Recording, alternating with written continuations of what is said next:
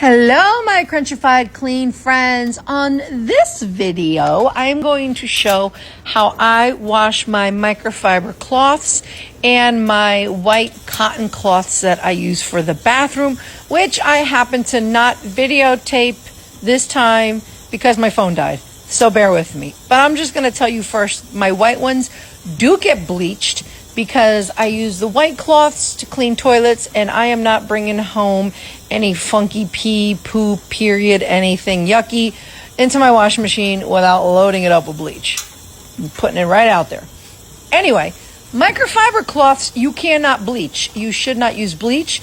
Do not use fabric softener, and do not use wool dryer sheets. Just use detergent to wash it. Also, do not overfill your washing machine.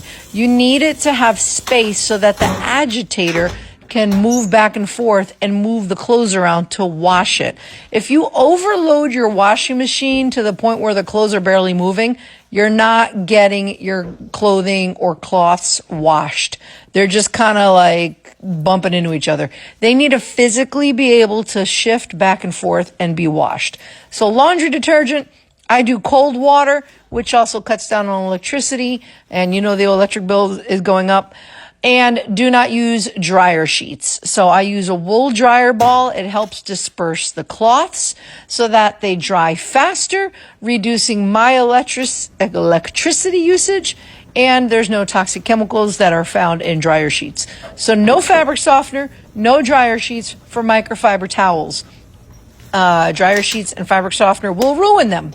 And there I am being all clumsy. Those are my wet bags that I use to transport my damp, dirty cloths. And as you can see in the video, I wash those as well. So that's how you wash your microfiber cloths and keep them nice and crunchified clean.